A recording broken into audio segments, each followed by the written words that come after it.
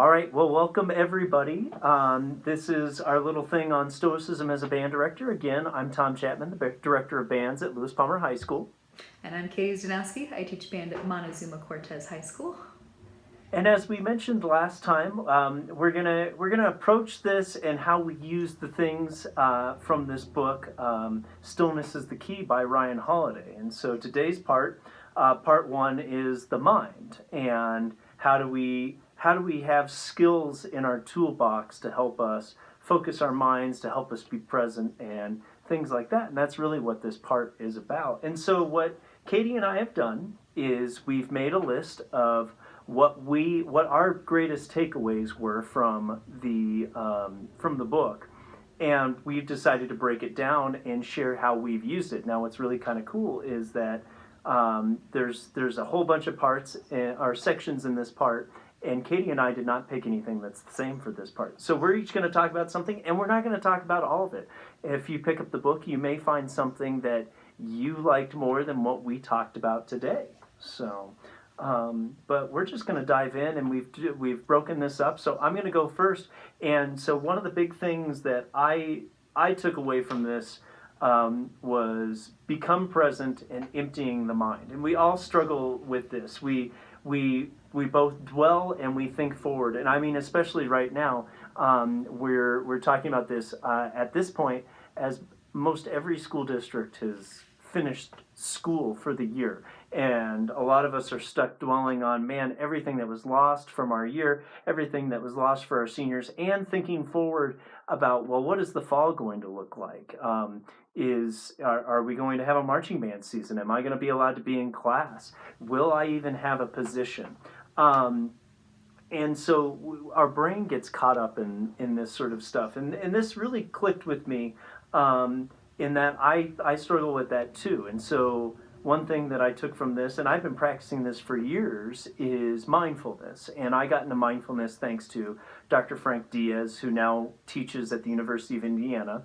And he specializes in music and mindfulness. And so as part of one of my classes with him, I did a project for 2 weeks of just actually doing mindfulness. And since that time, I've made it a consistent practice to have mindfulness as a part of my day, especially when I'm teaching. And for me, it's just 10 minutes at the beginning of the day. It's a subtle reminder of how I want to approach my day and what I want it to be. And, you know, this even comes up when we're conducting an ensemble or we're working with a band.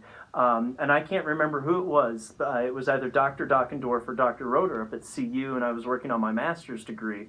And one of them came up to me while I was conducting an ensemble in front of me, and they said, "Do you know you have wandering, thinking eyes?" I was like, "What do you mean?" And they're like, "You never look at the ensemble. You only look above the ensemble, and you're looking for issues." And so instead of being in the moment making music with the ensemble, you're looking for issues to come. And maybe try instead to be there in the moment. And so that was my big first takeaway. How can I empty my mind and become more present so that when I'm in front of a band or I'm talking with someone, instead of thinking about the other 50,000 things in my life, what if I tried to just be present and give everything that I had at that moment? So, Tom, I think what you're talking about is a really powerful concept, and I'd like to kind of ask a couple follow-up questions if you don't mind. No, that's good. So you talk about like a 10-minute mindfulness practice that you do every day. Like for those who maybe don't have experience with this, like what does that physically look like? What are you doing? What are you thinking? What are you... So what was really cool about the way that Dr. Diaz introduced us all to mindfulness is we had a 2-week program. And so for the first week, he had tracks for us that were guided meditations. And the first track or the first week, we were supposed to do a 5-minute meditation in the morning and a 5-minute meditation in the evening. And 5 minutes wasn't that hard, but the goal is that you just kind of sit there and without going too far into it, because really just going into a guided meditation practice of your own, using some of these things, you'll be able to gather those concepts better. But it's really using your breath to focus in on the now. And every time you feel your mind wandering, not getting mad, but going, wait, nope, come back to the present. every time you think, and it's not even like, oh my gosh, my to-do list today, it's, man, my left foot really itches. And things like that. And even that's a part of it, because it's it's training your mind to consciously react in a way that's under your control rather than just going for it. And so even something as simple as scratching your arm or having an itch on your arm, going, now does this actually itch, or do I just think this needs to happen? And that gets a little out there, but it was a good one. So maybe what I'll do is I'll include the document that he gave us in the description below, and you can explore that. And it was a week of 2 5-minute exercises, then it was 4 days of a 20-minute body scan, and then the last one was the hardest, and I've only been able to do it 3 times, but it was a 45-minute seated meditation, and every time I did it, I almost fell asleep 5 or 6 times. It's so hard, and so that's just something to know, that is a possibility. I have fallen asleep during many a body scan, so do not do that when you're late to work. Sure, absolutely. And I guess that kind of brings me to my next follow-up question is like, as band directors, usually we kind of exist in this world where sometimes we forget to eat because we don't have time. A lot of times we're not sleeping enough. So I guess what helped you to cultivate the habit of carving out this time, and where did you find this time, and how did you protect this time to cultivate this practice? So I get up surprisingly early for what time I try to be at school. And so I make it as the very first thing I do when I get up. My alarm goes off, I get out of bed, and I immediately go down to my couch, and I sit cross-legged on my couch, and I take my 10 minutes right there. And that's where I put that into practice every day. And so during the school year, that's really easy because that's part of my routine. It kind of falls away a little bit during summer and winter breaks and things like that because there's no routine to hold me to it. So I've been finding myself having to go, you have not done this today, you need to. Or even today, as silly as it sounds, I had to go get the tires changed on my car. And so it was an hour-long process, so I wandered off to a park nearby and I just sat down for 10 minutes and I had my mindfulness session there. So it doesn't have to be my couch, it just has to be somewhere quiet. Sure, I gotcha. Cool. Yeah, thanks for sharing. That's Yeah, of interesting. course. Okay. So for me, one of the biggest takeaways from this particular section of the book, focusing on the domain of the mind, was this chapter that was called Limit Your Inputs. And I think that this concept of being very, very conscientious of what we're choosing to consume is becoming trendier now with I guess so much bad news perpetuating the news. But I know that for me, this realization was kind of an absolute game changer in my life. So we all know that like our very, very best work and our very, very best thinking requires focus with limited distractions. We know this, it's not new information, but how much do we consciously do on a regular basis to block out these distractions and I guess preserve for ourselves the time that it takes to do this good thinking? So before I kind of started this practice, I was always kind of bombarded with information, especially at the start of this COVID crisis. I even slipped into, I was the person who was checking the news. I would, look at the clock and be like, oh my goodness, how did 3 hours just go by? I was just refreshing the news feed and refreshing the news pages. And, if I'm being honest, I've always been someone who's prided themselves on being informed. Like I was the 12-year-old kid who asked for a subscription to Time magazine. I've always kind of been a news junkie, and I've always thought that was really, really important. But as I've kind of grown into my adult life and started practicing the stoicism, I've started to see that it's not necessarily what I've always perceived it to be. So basically what this has meant for me and how this has helped me is the first thing that I've done is trying to create very, very clear times of day for consumption of different sources of media, for tasks, and for digital distractions, I guess. So for example, one of the things that I try to hold myself is my morning routine. When I wake up, I sleep with my phone in the other room. I don't have any electronic devices in my bedroom. And when I wake up, I tell myself I have to drink a glass of water, go for a run, drink my coffee, do a little bit of journaling before I allow myself to open up any sort of electronic devices. Now, it sounds like a lot, but I mean, on a school day, that might mean that just the first 40 minutes of my day happen before I allow myself to be distracted by any of those things. Same thing kind of goes with virtual communication. I know as band directors, we're expected to be kind of in that line of communication at all times, but it's surprisingly easy to train your people. I mean, if a colleague or a parent or a student reaches out and contacts you, at 6:30 in the morning, by not getting right back to them, you're setting a boundary and you're saying that this is my time that I'm protecting. You will have my fullest attention when I decide to give it to you, but it doesn't have to be right now. I think understanding the importance of selective consumption is also very, very important. Just because something's out there doesn't necessarily mean that it's worthy of my time and my instant attention. So in band director world, again, this goes back to the email thing. Very, very rarely are emails actual ticking time bombs. We might perceive them as that because as band directors, we're very, very attentive and we care a lot about our work. But in general, an email can wait 15 minutes until you finish what you're doing. Phone messages, text messages, it's okay to let it go to voicemail if you're in the middle of something focused and to come back to it when you have the time to think really, really clearly. Tom and I spoke a little bit about this book called The 4-Hour Workweek, in which it's supposed to be kind of a life hack as to how to hack your work life so that you're not working a ton, which obviously isn't realistic for band directors, but that's one of the concepts outlined in there is checking your email only at certain hours of the day, communicating that to the people who want to communicate with you and training them so that you have those boundaries respected and you can respect your own boundaries. The last kind of, practical application for me, and this was a huge one, but for me it was coming to terms with the fact that being plugged into the news cycle 24/7 doesn't necessarily make me an informed citizen.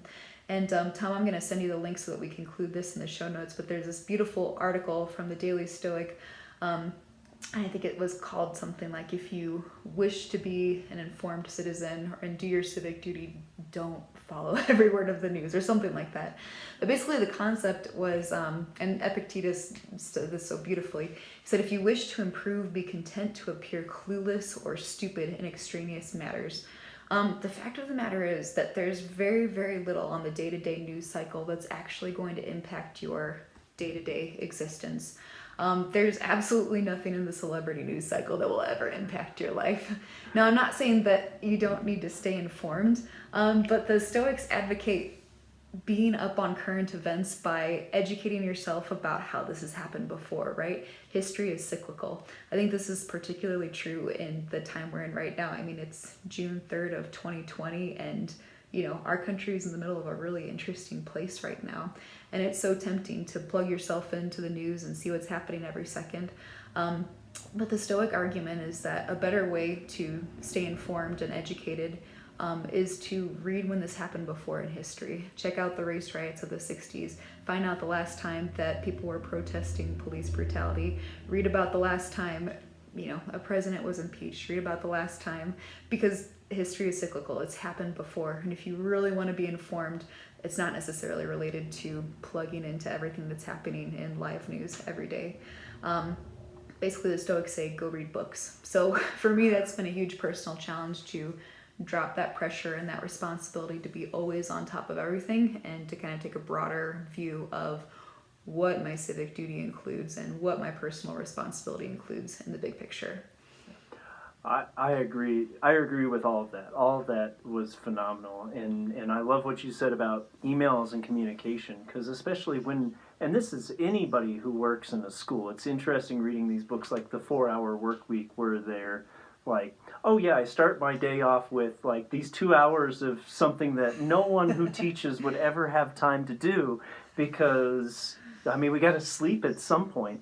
And so, I mean, so much of that is so important, and it's so easy to fall down that trap of just, well, I'm just going to look at this real quick. And that kind of leads into my part, this next part, because I really liked the Cultivating Silence, and I'm that type of person that could easily be plugged into an electronic all day, every day. And it wasn't uncommon for me to go on like spring break or winter break and rake in hours upon hours of a video game or something, and then get up and be cranky.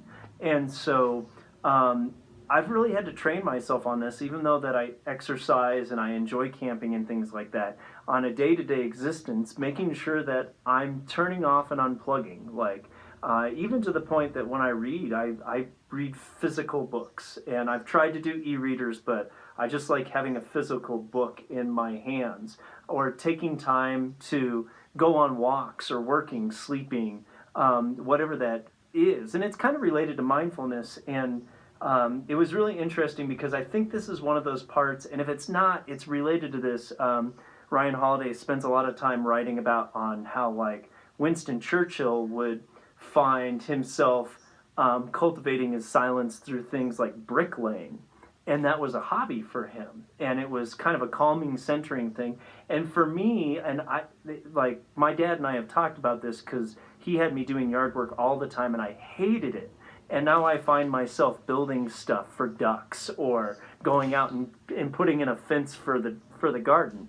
And I really like it. And it's not so much for the practical side of it, it's for doing something in real work to cultivate silence around my day, so I can just step back and be ready for those times when I need it to. I mean, related to what Katie just said about emails and communication, if you're constantly turned on when you actually need to be there and ready to go, your brain is just drained. So, but that's for me, man. Finding those ways to cultivate silence, and even if it means I pick up a book and 5 minutes later I've fallen asleep, that's what I needed to do at that time. Right, absolutely, Tom. I always, you always get to school on a Monday and they say, what did you do this weekend? And, inevitably when you reply, oh, I mowed my lawn, I worked in the yard, some people look at you like, oh, that doesn't sound relaxing, but work that's unrelated to hard work is so important, I think. Yeah, I mean, related to your reading a book, I don't read a lot of books on teaching music anymore because I'm so saturated with it and there's so much else out there. And kind of related to your last statement, like, read a book on related to what's happening now. I mean, I went way far back. I picked up the latest biography on Frederick Douglass, and just reading how the reactions to him, and I haven't even made it to the Civil War yet, and how, like, that informs so much of what's happening now. It's incredible. So yeah, absolutely. I mean, like, along those lines, like, there's a wonderful podcast called 3 Books, where Neil Pastrica, I can't even say his name, but he interviews kind of well-known people and asks them to identify the 3 most formative books of their lives, and then he, like, curates this list. And it's so interesting to listen to, like, Malcolm Gladwell and, like, or some of these David Sedaris, like, some of these great minds, and, like, none of David Sedaris's books were about comedy, none of Malcolm Gladwell's books were about like, all these fields. It's the great minds are the ones that read widely, and so it's just interesting. Anyways, I could go on that tangent for a really, really long time. So could I. And my next one, I guess, is kind of related to that, actually. The big part of this chapter that reached out to me was, I guess, a part of the book that talked about seeking wisdom. And I think that as music educators, this is something that's already very, very valuable and apparent to us. I think when we committed to being educators, we automatically committed to being lifelong learners. It's just part of the gig, and we all know this. I know for me personally, like, that sensation of learning adds tremendous value to my day. Like, if I get to the end of a really long, crazy day where my feet hurt and I'm mentally exhausted and my voice is gone, because of whatever I was doing that day, if I can look back on that day and identify exactly something that I learned, then I consider it a day really, really well spent. So again, this isn't a new concept for us, but this chapter kind of brought my attention to what I can do to cultivate this daily and not just wait for these learning experiences to kind of fall in our laps. So the first one that was really, really big for me, and we've already kind of talked about this, is the concept of reading deeply. I don't know if you guys have ever, done the Goodreads reading challenge where you pop on, Goodreads is that little phone app that helps you track what you've been reading or see what your friends have been reading. It's like social media, but for books.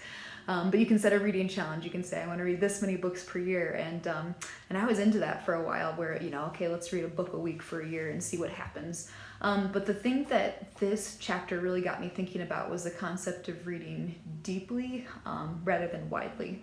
So if you're seeking to learn about something instead of hopping around to whatever is on the New York Times bestseller list, maybe investigating a single author or a single concept more deeply. Maybe if something really fascinates you, trying to read everything that person has ever written and try to get to know this person, this writer. I guess it's also it's very, very similar to music in that I think when we select music, we try to honor the the pieces that have stood the test of time and the composers that have stood the test of time, while also exploring new music. And I think the same can be said with books. There's such value and importance to these books that have stood the test of time, whether they're works of fiction or nonfiction or history. There's usually a reason that something's been around for a couple hundred or thousands of years. So that's been one of the big challenges that I've taken on through this, is to try to read an old book for every new book and to try to read deeply rather than widely. So again, I could talk about that for a really, really long time, but that's been a big one for me. I think the concept of seeking wisdom doesn't apply necessarily only to learning about things, but also learning about yourself. And so as Tom alluded to, the practice of journaling has been really, really important for me as far as reflecting and trying to kind of delve a little bit deeper into why I think the way I do, or maybe concepts I've never taken the time to think about. I guess just that element of self-reflection is really important, and I'm going to let Tom talk a lot more about that in depth, but just putting that out there. Also the concept of seeking a teacher. I know as an educator, I definitely have my people I call with band director questions or music teaching questions.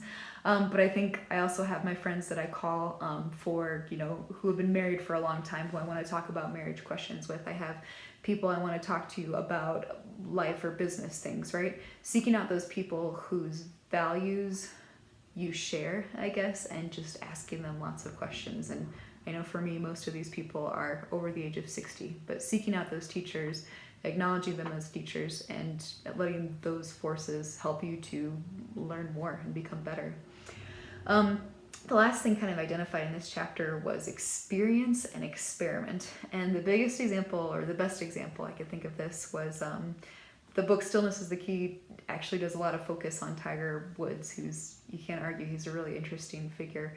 And as a result of this, I ended up reading one of his newer kind of biographies. But the most interesting thing was, one of the most interesting things was when he was at the top of his game, like at the top of the #1 player list for, hundreds of weeks on end. Had won every tournament he'd been in for the last couple of weeks. He was at the top of his game. And he went to his coach and he said, "I want to change my swing." And his coach was like, "What are you talking about? You're the best golfer on the planet right now." And he said, it could be better, right? And that to me was so incredible, this concept of, even though he's arguably at the top of any, best golfer who ever lived, he's still experimenting. He's still trying things out. He's still working to improve. And I guess that's something that's been so big to me, is re-examining our practices, even what we believe to be working, and trying so hard to seek wisdom to inform and bring us to newer and better things. So I assume you also experience that's somewhat of a reinvigorating process as well? Yeah, certainly. Yeah, there's that beauty to learning. Mm-hmm. And when you find out a way to do something better that you thought you were doing really, really well, it's humbling, but it's also so exciting and energizing. I had an experience like that at like seeking a teacher. Speaking of that, like this year, I don't know why, but I had just this thing where I'm like, you know what? I haven't observed anybody in years, but I'm not going to observe another band director, because before I came to the high school, I did a lot of watching my heroes teach. And so I thought, I need to find something new. And so I went and watched our calculus teacher teach a day of calculus. I watched our state-renowned basketball coach start the season.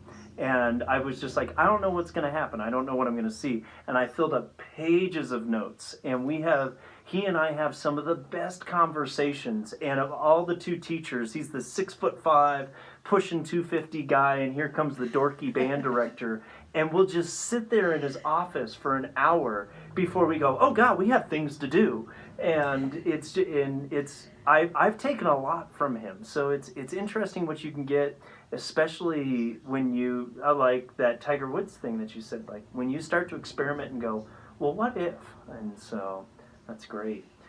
Yeah, that's a great story. Yeah, it's been one of my favorite relationships I've developed at the high school for sure. So, well, I have the last part, and this one is it keeps coming up. No matter what you look at with Stoicism, there's always writing on why you should journal, and that everybody journals. All the greats journaled. Everybody had a journal.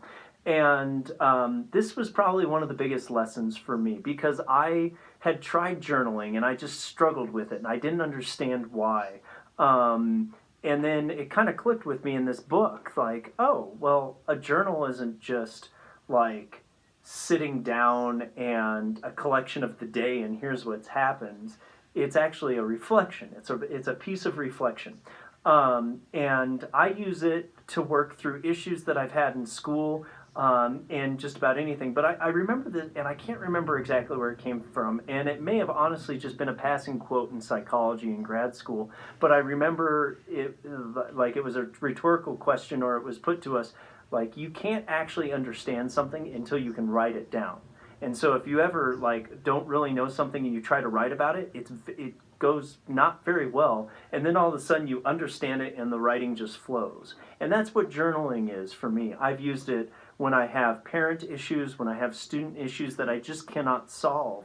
I'll just sit and I mean, sometimes I'll just write a few lines and I'll be there. Or I had a student issue in the spring of 2019 that had been going on all year and I could not solve, and I filled up a page and a half of writing, and at the end I went, oh, I have an answer. And it was great. And but I think one of the biggest things too, though, is it's not just a point of reflection, but it allows you to empty your mind of all the thoughts that you have, so you can move on to something else. And so, I don't want it to sound like it's a crutch or something like that, but it's amazing how much that helps. Like for me, I do my journaling at night, and I have everything swirling through my head, and I'll journal for like 5 to 10 minutes, and I'll write.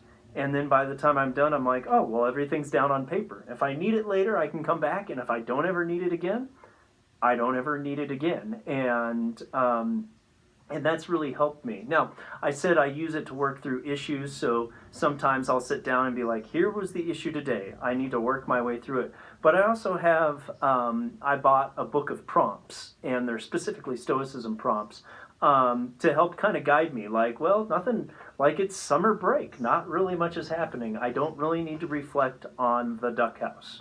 But it would be good to have something to reflect on. And so I've been using that to go through and to meditate on what's happening and who we are in our life. And it hasn't happened yet. We won't really talk about it here, but I think that this book eventually it'll be like coming to terms with your own mortality and like things like that, which are kind of deep, but it's not like prompt number one, but it's full of things to help you grow as an individual. And I am not a writer. I resisted writing all through high school, but like that journaling time is sacred to me. No matter how late it is, unless I'm literally falling asleep, I will journal. And it doesn't have to be anything awe-inspiring. Katie and I have talked about Marcus Aurelius's meditations, which have withstood around 2,000 years of life because they're so awe-inspiring. And there's some nights in my journal where I just go, this sucks, everything sucks, and I'm not sure how to deal with it. And it's like the least stoic thing in the world, but it's my reality, and it's amazing how much journaling helps me through it. I'm so glad to hear I'm not the only person who has those entries where you're like, this is dumb. No, to piggyback a little bit on what you're talking about this. Yeah, that one. Yeah. Yeah. So it's so I have a similar practice, and I find it to be really useful. But the prompts that he's talking about, it's a book called The Daily Stoic Journal, and it's basically just a day by day. Just one question to kind of get you thinking and to get you going. I don't write in this book because I kind of after 1 year you can go on to the next year. I copied into my own journal. But I guess I just reiterate the fact that, journaling isn't like the diary that you kept when you were like 13 years old. It can be anything. Like for me, my journal serves as, a place to organize thoughts, but it's also where I log my running. It's also where I what do I use? I write down, quotes from books that I'm reading, important things. I write down ideas. I write down something I heard in a podcast or on the radio that I feel is wise. It's a reference point. It's a place to organize your thoughts. And I guess if you do any kind of following of some of the world's most successful performers, you find that most of them have this one thing in common. So I guess just piggybacking onto that, there can be so much use for it. Yeah. So I'm glad you brought that up, Tom. Yeah, and I actually have two journals now. I started out with one journal because I was doing the same thing, and they started to overlap so much. I needed to separate out my two journals, and that's a common occurrence too, like the idea journal and the reflection journal. So. Interesting. So my fiance does that. Uh-huh. He has his running log where he keeps, details about his workouts and splits and times and how he's feeling. And then he has his gratitude journal, where he writes down his gratitude. I just smash all of mine into one, but it's interesting, the different practices and the reasons for them. Yeah. So, well, that's all I have for this today. Any parting thoughts for you, Katie? No, I think this has been a little bit more lengthy, and hopefully it's still useful to you guys. We'll include some links to some stuff that's been particularly helpful to us below. And in the meantime, feel free to shoot us any questions or thoughts or comments. All right. Well, thank you, everybody. We'll be back with part 2 soon. So I hope you all have a great week and a great day with whatever you're doing, and we'll talk to you soon. All right. Cool.